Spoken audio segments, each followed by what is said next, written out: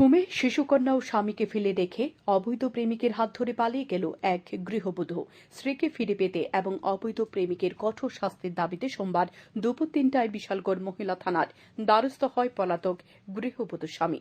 জানা যায়, বিশালগড় মহিলা থানার অন্তর্গত জাঙ্গালিয়া এলাকার এক গৃহবধূ রবিবার সকালবেলায় ঘুমে শিশুকন্যা সহ স্বামীকে ফেলে রেখে অবৈধ প্রেমিকের হাত ধরে পালিয়ে যায়।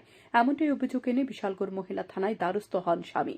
স্ত্রীর অবৈধ প্রেমিকের সম্পর্কে বাধা দেওয়ায় স্বামীর উপর একাধিকবার আক্রমণ করার অভিযোগ করেছেন স্বামী। এর অন্য ছেলের লোকের সম্পর্ক আছিল, আমি যদি কিছু কইতাম আমার লোকের মারধর করতো, বাস এরপরে মুখ চোখ কালা করে রাখতো, আমার লোকের সংসার করতে চাইতো না, বাইর যেত গা, 2 দিন যাইতো না, বাইর যেত গা আমার লোক। তোমার নাম কি? হ্যাঁ, তোমার নাম কি? আমার নাম রূপন রায়। তোমারও মারধর করতো? আমার বউ আমার মারধর করতো, না পারলে কি তা করবো, এবার বাইর যেত গা, শীতটা মিথ্যা এর মা লোক কথা বলে বাইর যেত গা সোজা বাড়ি। হের মার নাম কি?